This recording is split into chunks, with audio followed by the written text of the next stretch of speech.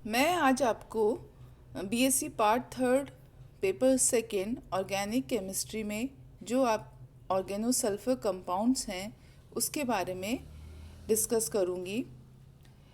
आज हम sulphonic acids के बारे में बात करेंगे। सल्फोनिक एसिड क्या होते हैं? जैसा कि आप सभी को पता है कि सल्फोनिक एसिड को दो तरीके से डेरिवेटिव्स के रूप में लिया जाता है। एक तो जैसा कि मैंने इसमें लिखा है कि आर एच एल्केन ग्रुप का यदि हाइड्रोजन को सल्फोनिक ग्रुप से रिप्लेस कर दिया जाए तो हमें सल्फोनिक एसिड्स प्राप्त होंगे। तो RSO3H। इसके अतिरिक्त यदि सल्फोनिक अम्ल को सल्फ्यूरिक अम्ल का व्युत्पन्न भी माना जा सकता है, इसके लिए यदि सल्फ्यूरिक एसिड के OH को किसी भी एल्काइल या एराइल ग्रुप से सब्स्टिट्यूट कर देते हैं तो हमें सल्फोनिक एसिड्स प्राप्त होते हैं। एल्काइल सल्फोनिक एसिड या एराइल सल्फोनिक एसिड, उसका नॉमेनक्लेचर किसी भी प्रकार से किया जा सकता है अकॉर्डिंग टू द ग्रुप। जब हम इसके आयुपेक सिस्टम की बात करेंगे तो आयुपेक सिस्टम में सिंपल है कि जो भी हमारा एल्काइल ग्रुप होता है उसके साथ में सल्फोनिक एसिड जोड़ दिया जाता है। तो SO3H यदि प्रतिस्थापी हो तो उसे सल्फो समूह कहा जाता है।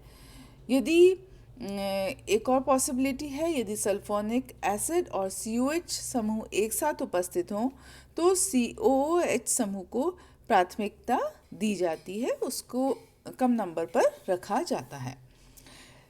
अब हम करेंगे मेथड्स ऑफ प्रिपरेशन। कौन कौन सी विधियां हैं जिनके द्वारा कि एलिफेटिक सल्फोनिक एसिड को प्राप्त किया जा सकता है।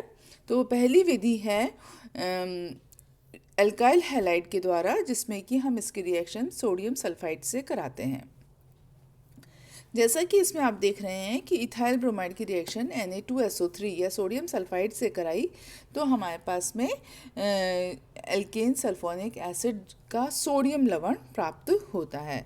और इसमें जो रेजोनेटिंग स्ट्रक्चर है उससे आपको क्लियर हो रहा है कि जो Na2SO3 है उसमें SO3 जो है, जो इसमें जुड़ा हुआ है, वो सल्फाइड आयन जो है एम्बीडेंट है, मतलब कि उभयदंती है।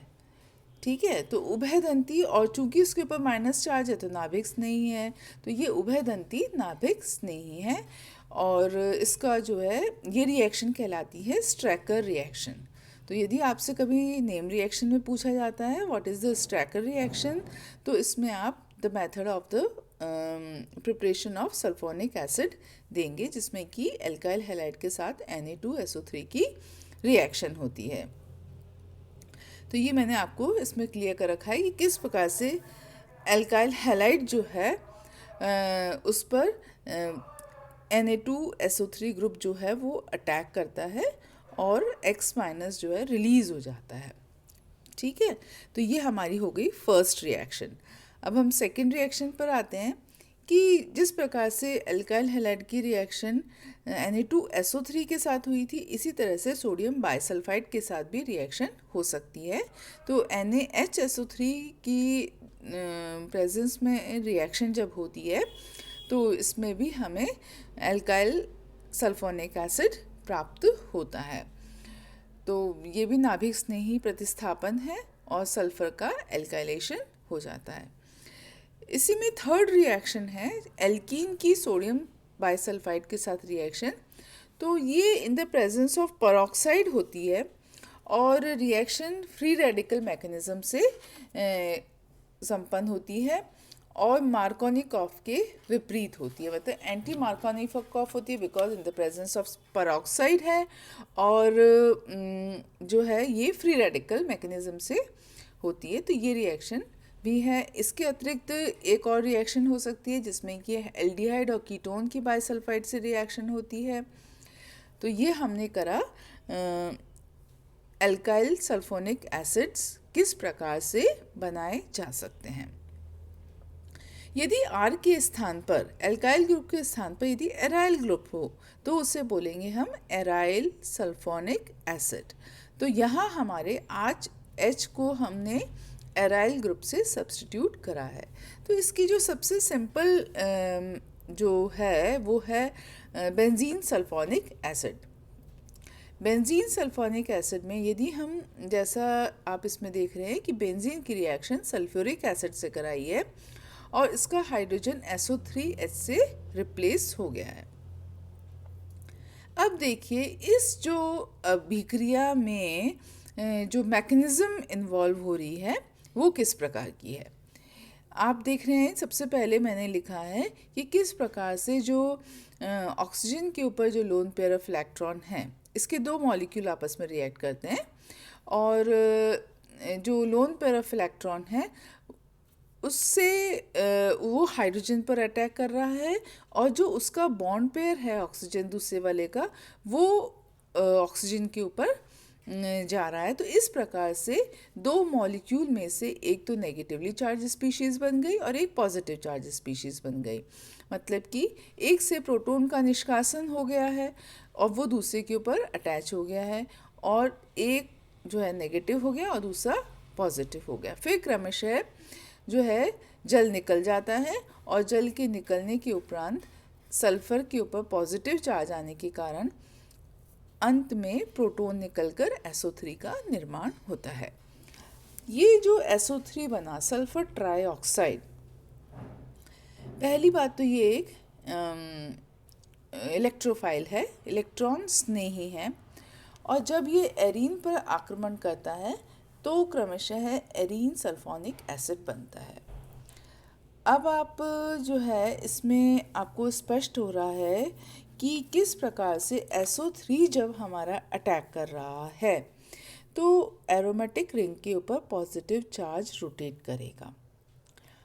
ठीक है, अब ये पॉजिटिव चार्ज जो है जहाँ SO3 अटैक कर रहा है उसके ऑर्थो और पैरा पोजीशन पर रोटेट करता है। क्रमशः व्हील एंड जो हमने इंटरमीडिएट बनाया है इसके साथ में वो उसमें तीनों रेजोनेटिंग स्ट्रक्चर पार्टिसिपेट करते हैं और जो चार्ज है वो डीस्टेबलाइज होता रहता है। रेजोनेंस आपको इसका मैंने पहले आइडिया दिया था कि क्यों रेजोनेंस से स्टेबिलिटी बढ़ती है, क्योंकि इससे जो चार्ज है वो एक से अधिक एटम्स के ऊपर मूव करने से जो उसके स्थायित्व है वो बढ़ जाता है। तो ये भी आप देख रहे हैं इसमें कि स्थायित्व बढ़ जाता है और फिर हमारा प्रोटॉन निकल रहा है और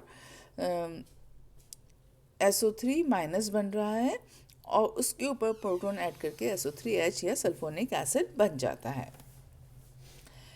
तो एरोमेटिक सल्फोनिक अम्ल बनाने के लिए कई बार, जैसा कि मैंने आपको पहले बताया था कि जब हम एलिफेटिक सल्फोनिक एसिड्स बनाते हैं तो हम जो है सोडियम बाइसल्फाइड या सोडियम सल्फाइड इत्यादि वगैरह काम में लेते हैं। इसी प्रकार से एरोमेटिक सल्फोनिक एसिड बनाने के लिए क्लोरोसल्फोनिक एसिड और SO3 को काम में लिया जाता है। सल्फोनेशन के लिए सबसे अप्रोप्रिएट माना जाता है और एरोमेटिक वलय पर जो ग्रुप उपस्थित होते हैं वो उस अभिक्रिया के वेग को प्रभावित करते हैं, क्योंकि आपको पता है कि SO3 जो है वो इलेक्ट्रोफाइल है और जो है ये इलेक्ट्रॉन रिच उस पोजीशन पर अटैक करेगा। तो एरोमेटिक रिंग पर कौन कौन से कुछ समय ऐसे होते हैं जो कि अभिक्रिया के वेग को बढ़ाते हैं, रेट को,